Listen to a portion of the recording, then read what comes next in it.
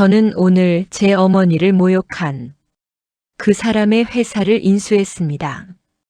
30년간 대기업 인사팀장으로 일하시다 명예퇴직하신 어머니. 그분이 선택한 새로운 직업은 건물 청소부였습니다. 저는 그 사실을 뒤늦게 알았고 더 충격적이었던 건 어머니가 일하시는 그 건물의 주인이 어머니를 어떻게 대하는지를 목격한 순간이었습니다. 이봐! 청소 아줌마! 이게 청소야? 우리 집 파출부도 이것보단 낫겠어! 그 건물주는 제 어머니 앞에서 커피를 바닥에 쏟으며 비웃었습니다. 평생 고개 한 번 숙인 적 없는 우리 어머니가 그 앞에서 무릎을 꿇고 계셨습니다. 저는 그날 결심했습니다. 반드시 그 건물주 앞에서 어머니의 진짜 딸이 누구인지, 그리고 그가 얼마나 큰 실수를 했는지 보여주기로. 하지만 문제가 있었습니다. 그 건물주가 운영하는 회사는 업계에서 손꼽히는 중견 기업이었고, 저는 단지 다른 기업의 직원일 뿐이었습니다. 과연 제가 이 복수를 해낼 수 있을까요? 아니면 어머니의 아픔을 지켜만 봐야 하는 걸까요? 이것은 한 딸이 어머니의 존엄을 되찾아드리기 위해 시작한 조용하지만 치밀한 반격의 기록입니다. 여러분께서 구독 버튼을 눌러주신다면 저의 통쾌한 복수가 성공할 수 있을 거예요. 제 이름은 박수진입니다. 올해 43. 국내 한 IT 대기업에서 전략기획실장으로 일하고 있습니다. 겉으로 보기엔 성공한 직장인이죠. 하지만 제 인생에서 가장 중요한 사람, 제 어머니에 대해서는 최근까지도 제대로 알지 못했습니다. 어머니 박영숙, 올해 70이십니다. 제가 어렸을 적부터 어머니는 항상 강인하신 분이었습니다. 아버지가 일찍 돌아가셔서 혼자서 가정을 책임져야 했던 어머니는 국내 굴지의 제조회사에서 30년을 일하셨고 마지막엔 인사팀장까지 오르셨습니다.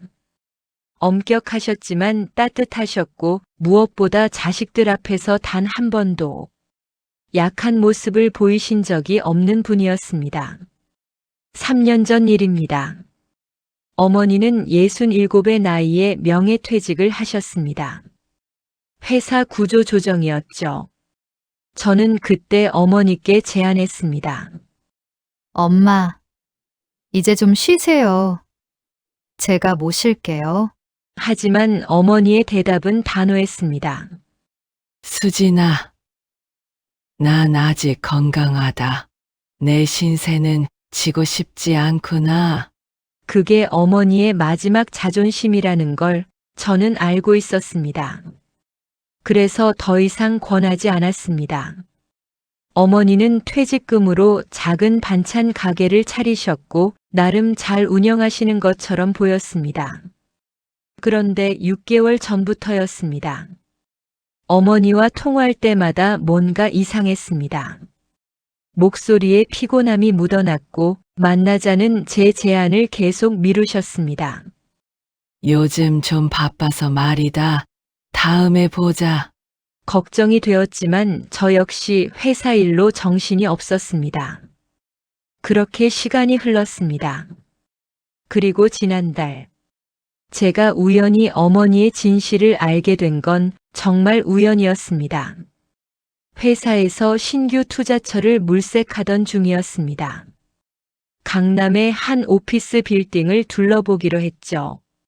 담당 직원과 함께 그 건물에 들어섰을 때 로비에서 청소를 하시는 한 분이 눈에 들어왔습니다. 연두색 작업복을 입고 걸레로 바닥을 닦고 계신 그분의 뒷모습이 묘하게 익숙했습니다. 걸음걸이, 어깨의 각도, 그 모든 게 낯익었습니다. 설마. 가슴이 철렁 내려앉았습니다. 천천히 다가갔습니다.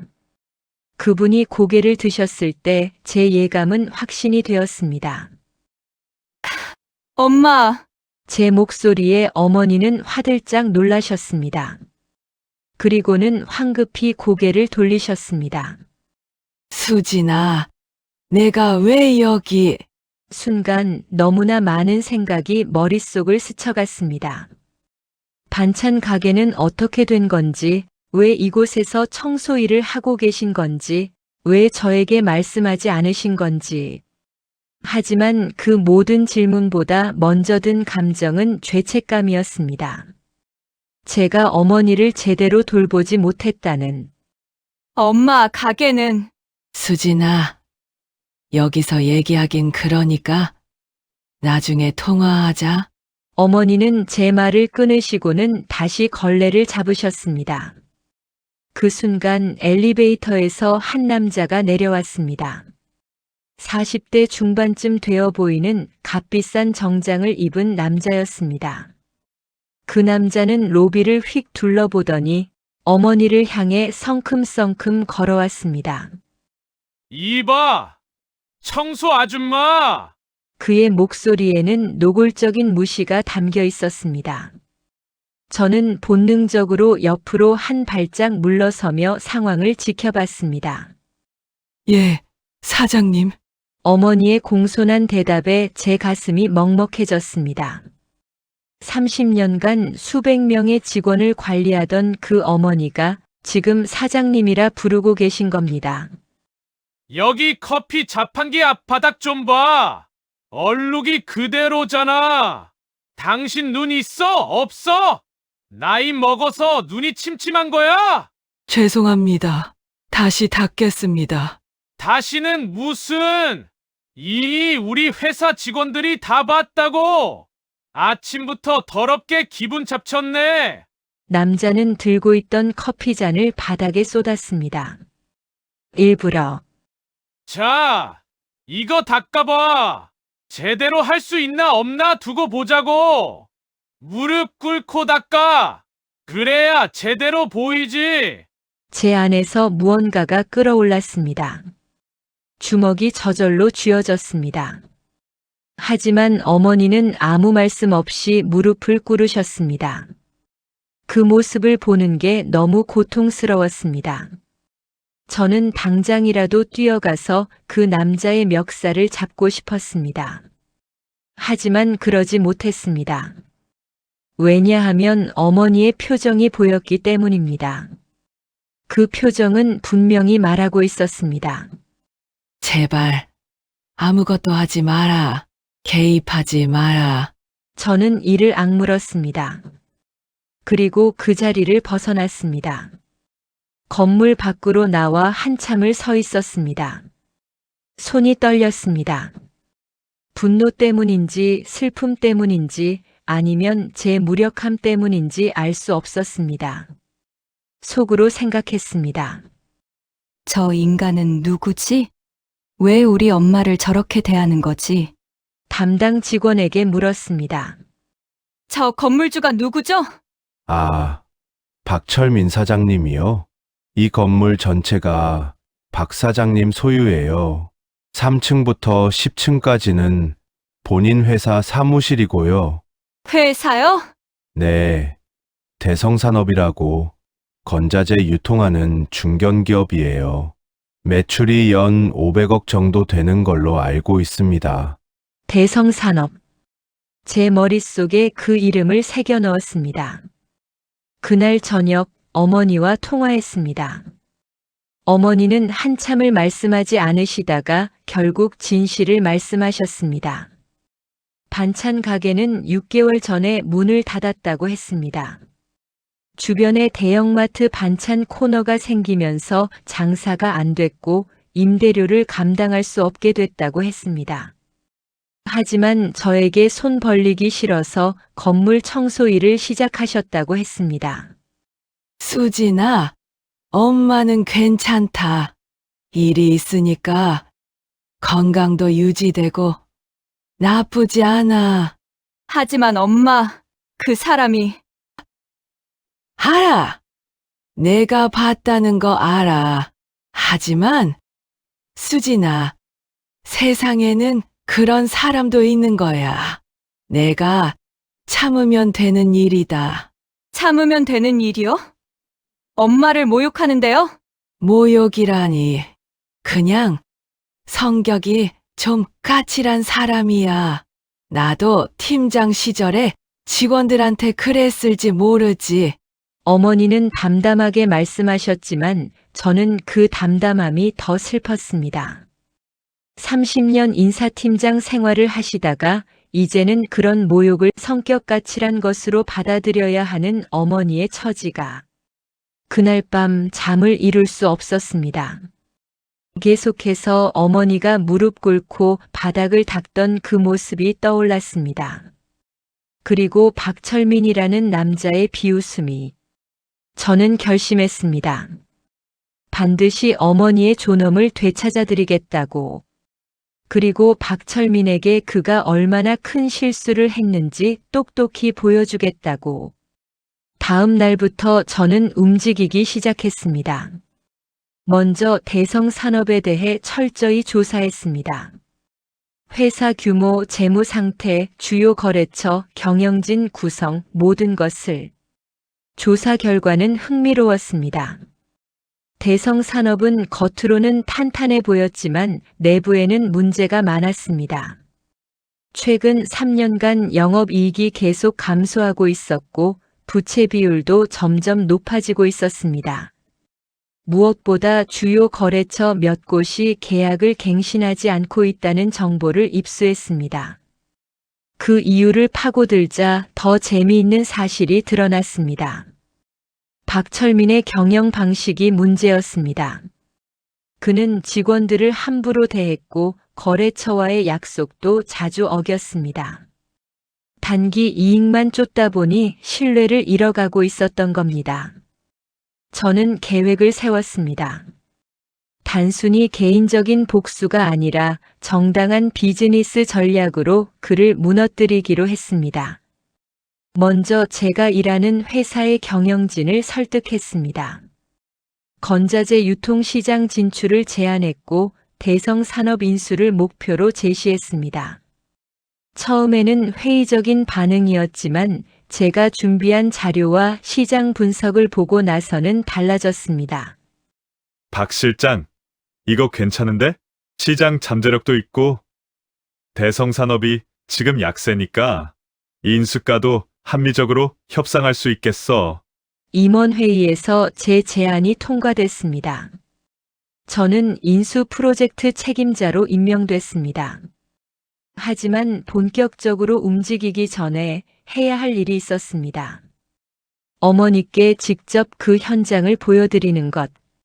그것도 제대로. 어느 금요일 오후였습니다. 저는 일부러 청소업체 작업복을 구했습니다. 그리고 어머니가 일하시는 그 건물로 향했습니다. 어머니는 평소처럼 로비에서 청소를 하고 계셨습니다. 제가 다가가자 깜짝 놀라셨습니다. 수진아, 너 그 옷은 뭐냐? 엄마, 오늘 제가 엄마 일 도와드릴게요. 무슨 소리야? 내가 왜? 엄마가 어떤 일을 하시는지 제대로 알고 싶어요. 그리고 엄마와 함께 있고 싶고요. 어머니 눈가가 붉어지셨습니다. 하지만 곧 고개를 저으셨습니다. 안 돼! 내가 이런 데서 뭐 하냐? 당장 가거라. 엄마, 오늘 하루만요. 제발요. 저는 고집을 부렸습니다. 결국 어머니는 한숨을 쉬시며 허락하셨습니다. 함께 화장실을 청소하고 복도를 닦고 쓰레기를 치웠습니다.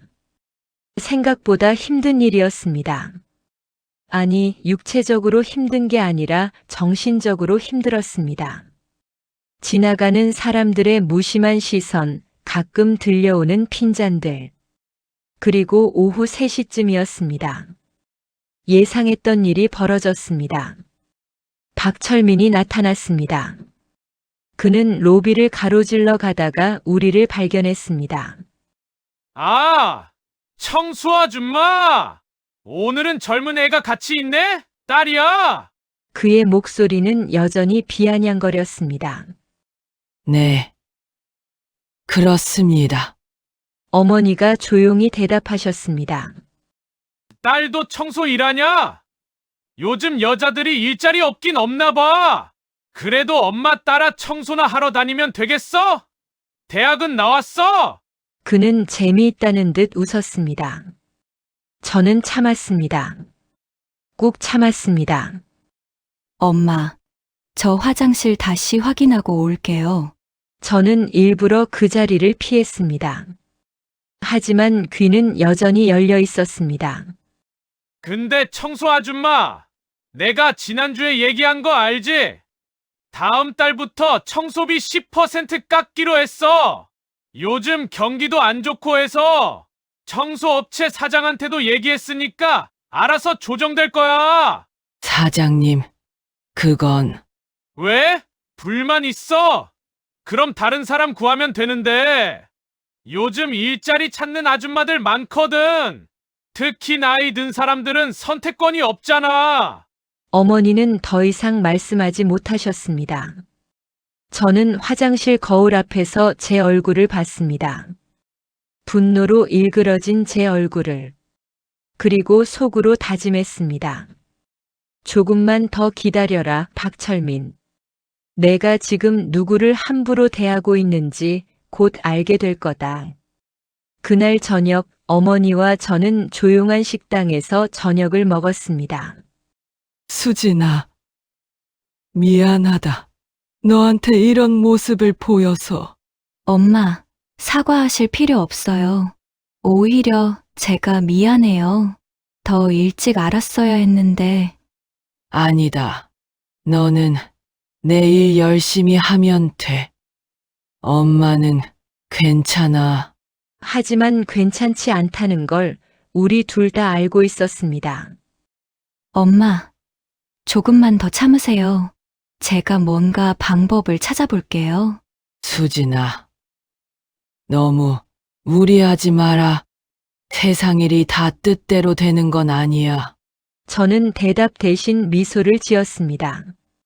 하지만 속으로는 이미 결심이 확고했습니다. 다음 주부터 본격적인 인수 작업이 시작됐습니다. 먼저 대성산업의 주요 거래처들을 만났습니다. 그들은 하나같이 박철민의 경영 방식에 불만이 많았습니다. 박 실장님, 솔직히 말씀드리면 박 사장이랑은 더 이상 일하고 싶지 않아요. 약속은 안 지키지. 직원들 복지는 엉망이라 담당자가 자꾸 바뀌지. 그런데 다른 선택지가 마땅치 않아서 어쩔 수 없이 거래하는 거죠. 이런 반응은 기회였습니다. 저는 그들에게 제안했습니다. 만약 대성산업이 새로운 경영진 아래로 들어간다면 더 나은 조건으로 계약을 지속할 수 있다고. 동시에 대성산업의 내부 정보도 수집했습니다. 퇴사한 전직 직원들을 만났습니다. 그들의 증언은 일관됐습니다.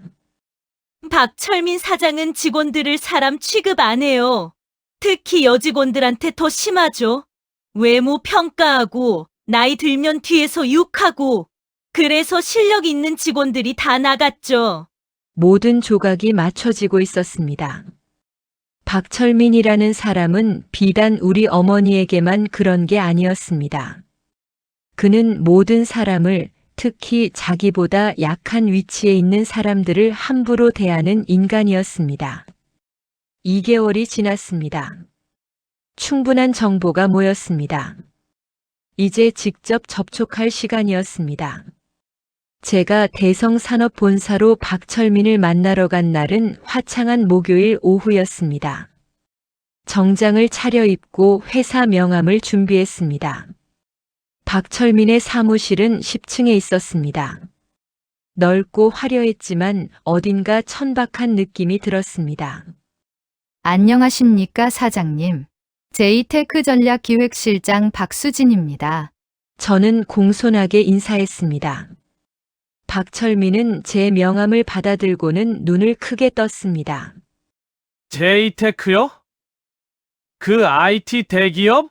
아, 그리고 박 실장님 여자분이시네요.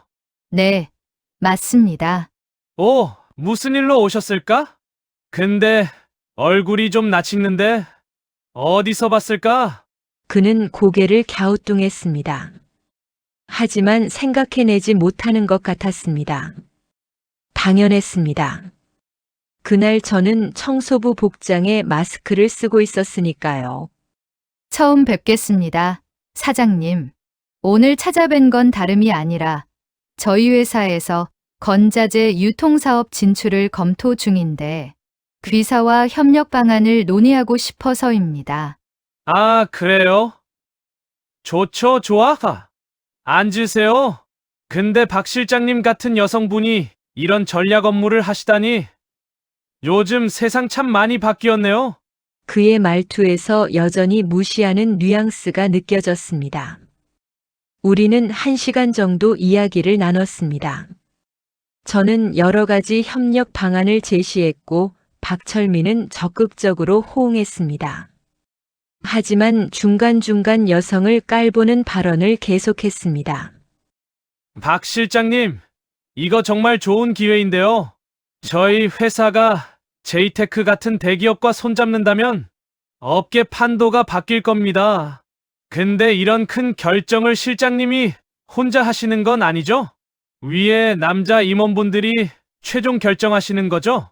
사장님, 이 프로젝트는 제가 전권을 갖고 있습니다. 아, 그래요? 대단하시네. 그런데 솔직히 말씀드리면 저희가 귀사를 선택하는 데 있어서 몇 가지 고려사항이 있습니다. 고려사항이요? 네. 사실 저희가 내부적으로 검토한 결과 귀사의 경영 효율성에 대해 우려가 좀 있습니다. 재무 구조나 조직 문화 측면에서요. 박철민의 표정이 굳었습니다. 그게 무슨... 오해 마세요. 단점이 있다는 게 아니라 개선의 여지가 있다는 뜻입니다. 그래서 저희가 생각한 방안이 있는데요. 저는 잠시 멈췄다가 말했습니다. 인수합병입니다. 뭐라고요? 저희 제이테크에서 대성산업을 인수하는 겁니다. 물론 사장님께는 합당한 금액을 지불하고 사장님도 일정 기간 동안은 경영에 참여하실 수 있습니다. 박철민은 당황한 표정이었습니다. 하지만 곧 웃음을 지었습니다. 박 실장님 농담이시죠? 우리 회사를 왜 팔아야 합니까? 그리고 이런 큰 결정을 여자인 실장님이... 사장님, 농담이 아닙니다. 그리고 제 성별은 이 거래와 전혀 관계가 없습니다. 현재 귀사의 상황을 고려하면 이게 최선의 선택입니다. 무슨 소리를 하시는 거예요? 우리 회사 잘 나가고 있습니다. 그렇습니까? 최근 3년간 영업이익률이 15%에서 8%로 떨어졌고 주요 거래처 5곳 중 3곳이 계약 갱신을 보류하고 있는데요. 박철민의 얼굴이 굳었습니다. 어떻게 그걸... 저희는 철저히 조사했습니다. 사장님, 그리고 솔직히 말씀드리면 귀사의 가장 큰 문제는 사장님 본인입니다. 뭐라고요? 직원들의 사기가 바닥이고 이직률이 업계 평균의 3배입니다. 특히 여성 직원들의 이직률이 심각하고요. 거래처들도 사장님의 경영 방식에 불만이 많습니다. 이런 상황에서 회사가 지속 성장하기는 어렵습니다. 박철민이 벌떡 일어났습니다. 지금 나를 모욕하는 겁니까? 여자가 감히... 사장님, 저도 일어났습니다. 사람을 함부로 대하시면 안 됩니다. 성별로, 나이로, 직업으로 사람을 판단하시면 안 됩니다. 특히 자기보다 약한 위치에 있는 사람을요. 무슨 소리를 하는 거예요? 지금... 곧 아실 겁니다. 저는 그 말을 남기고 사무실을 나왔습니다. 박철민의 황당한 표정이 눈에 선했지만 저는 뒤돌아보지 않았습니다. 그날부터 본격적인 압박이 시작됐습니다. 저희 회사는 대성 산업의 주요 거래처들과 개별 접촉을 시작했습니다. 더 좋은 조건을 제시하며 대성산업과의 계약을 우리 쪽으로 전환할 것을 제안했습니다. 동시에 대성산업의 우수 인력들에게도 스카우트 제안을 했습니다. 박철민 밑에서 고통받던 직원들, 특히 능력 있는 여성 직원들은 기다렸다는 듯이 응했습니다. 한 달이 지나자 효과가 나타나기 시작했습니다. 대성산업의 주요 거래처 3곳이 계약 해지를 통보했고 핵심 인력 7명이 한꺼번에 사표를 냈습니다. 박철민은 당황했습니다. 그는 여기저기 전화를 돌렸지만 이미 상황은 돌이킬 수 없었습니다. 시장에서는 대성산업이 위기라는 소문이 퍼졌고 주가는 급락했습니다. 2주 후 박철민에게서 연락이 왔습니다. 박 실장님, 한번 만나서 얘기 좀 합시다. 그의 목소리는 처음과 달리 초췌했습니다. 다시 그의 사무실을 찾았을 때 박철민은 완전히 다른 사람이 되어 있었습니다. 자신감 넘치던 모습은 온데간데 없고 지친 중년 남성만 남아 있었습니다. 박 실장님, 이게 다 당신 짓이죠? 제 짓이라니요. 저는 정당한 비즈니스를 했을 뿐입니다. 정당한 비즈니스라고요? 내 거래처를 빼가고 내 직원들을 빼가는 게 사장님, 거래처들은 스스로 선택했습니다. 더 나은 조건을 제시하는 쪽을 택한 거죠. 직원들도 마찬가지고요. 강제로 뺏어온 게 아닙니다. 박철민은 할 말을 잃은 듯 고개를 떨어뜨렸습니다. 왜 이러십니까? 내가 당신한테 뭘 잘못했습니까? 저는 잠시 침묵했습니다. 그리고 천천히 입을 열었습니다. 사장님, 한 달 전에 이 건물 로비에서 청소하시던 분 기억하십니까? 청소부요? 그게 지금 무슨 상관이? 그분이 제 어머니십니다. 박철민의 얼굴이 창백해졌습니다. 뭐라고요? 그날 청소복을 입고 함께 있던 젊은 여자, 저였습니다. 사장님은 제 어머니를 어떻게 대하셨죠? 커피를 바닥에 쏟고 무릎 꿇고 닦게 했습니다. 모욕을 주셨습니다. 사람을 사람으로 대하지 않으셨어요. 박철민은 입술을 떨었습니다. 그건 제가 그냥 하신 거죠. 아무 생각 없이. 왜냐하면 그분이 사장님보다 약한 위치에 있었으니까요. 여자였고, 나이가 많았고, 청소부였으니까요. 하지만 사장님, 세상에는 인과응보라는 게 있습니다. 박 실장님, 제발 제가 잘못했습니다.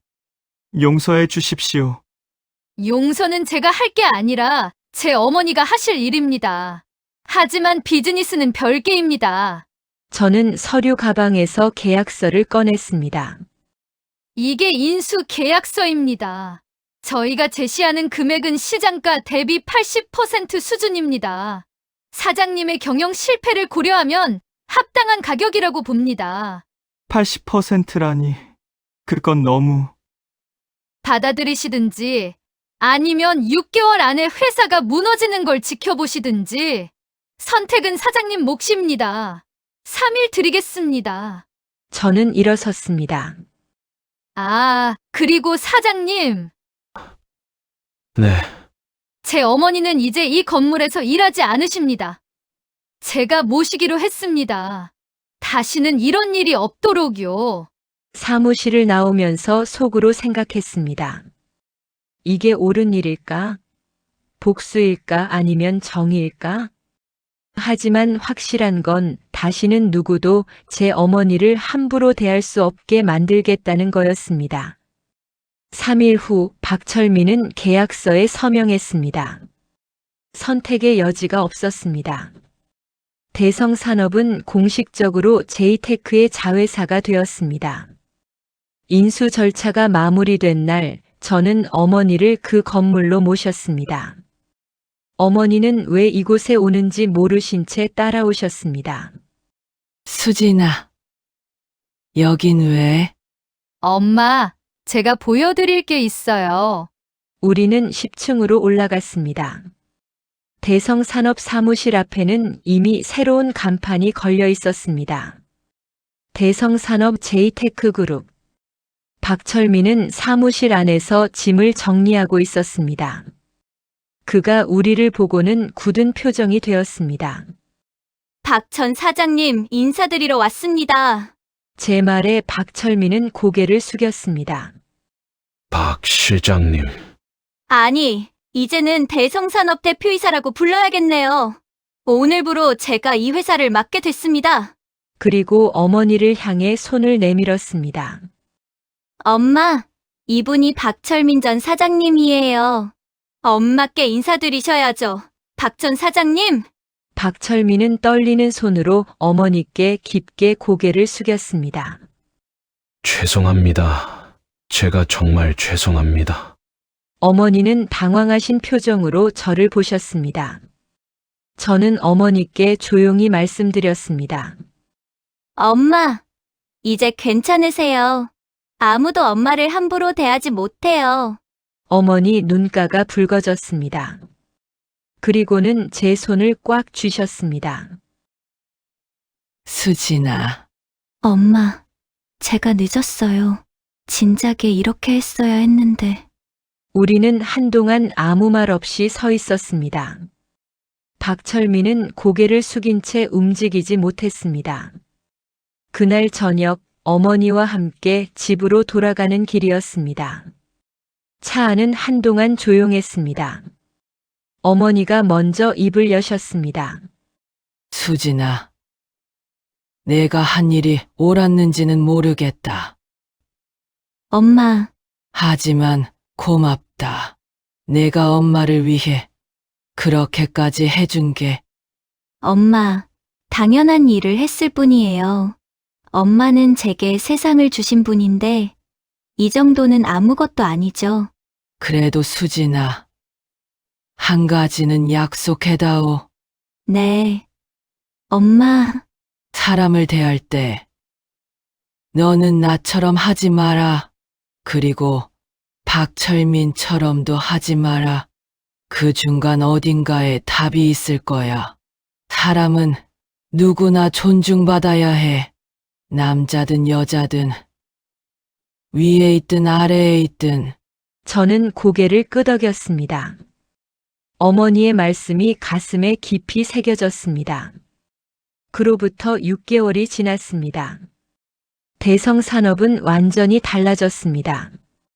새로운 경영진을 구성하고 직원 복지를 대폭 개선했습니다. 무엇보다 사람을 존중하는 기업 문화를 만들기 위해 노력했습니다. 특히 여성 인력 확대와 양성평등 정책을 강화했습니다. 출산휴가, 육아휴직을 자유롭게 사용할 수 있게 했고 성별에 따른 차별을 철저히 금지했습니다.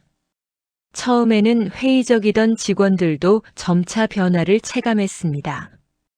이직률이 떨어졌고 생산성이 올라갔습니다. 떠났던 거래처들도 하나둘 돌아왔습니다. 그리고 무엇보다 의미 있었던 건 제가 채용한 첫 번째 직원이었습니다. 바로 청소 용역 업체와 정규 계약을 맺고 그분들의 처우를 대폭 개선한 것이었습니다. 어머니께서 일하셨던 그 자리에서 일하시는 분들이 이제는 존중받으며 일할 수 있게 됐습니다. 어느 날 어머니와 함께 그 건물 로비를 지나가고 있었습니다. 청소를 하시던 한 분이 우리를 보고 환하게 웃으며 인사하셨습니다. 사장님, 안녕하세요. 안녕하세요. 오늘도 수고 많으십니다. 제가 인사를 드리자 그분은 더욱 밝은 표정이 되셨습니다. 사장님 덕분에 요즘 일하는 게 정말 좋습니다. 월급도 올랐지만 무엇보다 사람 대접을 받는 게 제일 좋아요. 여자라고 나이 들었다고 무시당하지 않아서요. 그분의 말을 듣고 있던 어머니가 제 어깨를 두드리셨습니다. 수진아, 내가 제대로 하고 있구나. 엄마께서 가르쳐 주신 대로 하고 있을 뿐이에요. 우리는 나란히 걸으며 건물을 나섰습니다. 햇살이 따뜻했습니다. 박철민은 그 후 조용히 살고 있다고 들었습니다. 인수대금으로 받은 돈으로 작은 사업을 시작했다고 합니다. 잘 되고 있는지는 모르겠습니다.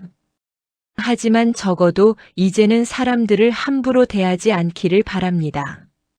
저는 가끔 생각합니다. 제가 한 일이 복수였을까, 정의였을까? 아마도 둘 다였을 겁니다.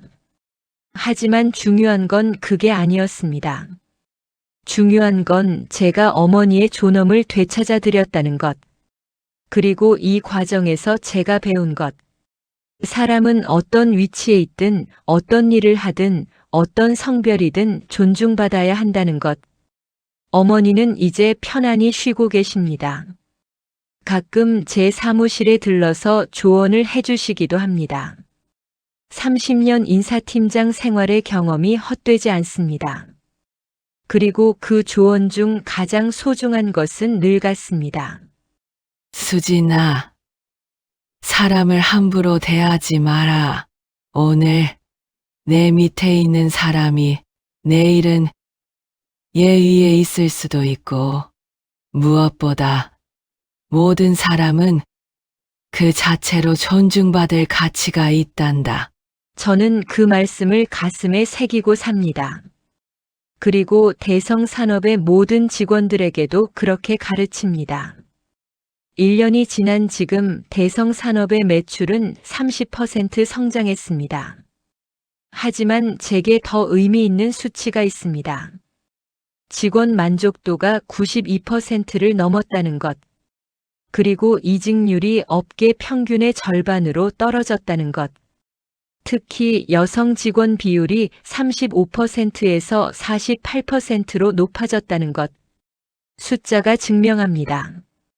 사람을 존중하는 경영이 결국 더 좋은 결과를 만든다는 것을. 오늘도 저는 출근길에 건물 로비를 지나갑니다. 청소하시는 분들과 인사를 나눕니다. 경비실 아저씨와 농담을 주고받습니다. 그리고 엘리베이터를 타고 올라가며 생각합니다. 이 모든 사람들이 이 회사를 함께 만들어가는 동료라고. 위아래가 없다고. 단지 역할이 다를 뿐이라고. 그리고 10층 사무실 문을 열며 또 한 번 다짐합니다. 오늘도 모든 사람을 존중하는 하루를 살겠다고. 왜냐하면 그게 어머니께서 제게 가르쳐 주신 가장 소중한 교훈이니까요. 창밖으로 보이는 서울의 풍경이 아름답습니다. 이 도시 어딘가에서 오늘도 묵묵히 자기 자리를 지키며 일하시는 모든 분들께 감사한 마음이 듭니다. 그분들이 있기에 이 세상이 돌아가는 거니까요. 제 어머니처럼. 그리고 한때는 어머니를 함부로 대했던 박철민도 이제는 그 사실을 알게 됐기를 바랍니다. 사람은 누구나 존중받아야 합니다. 그게 제가 이 이야기를 통해 배운 가장 큰 교훈입니다. 지탐대실은 여러분의 노후를 응원합니다. 구독, 좋아요는 사랑입니다. 감사합니다.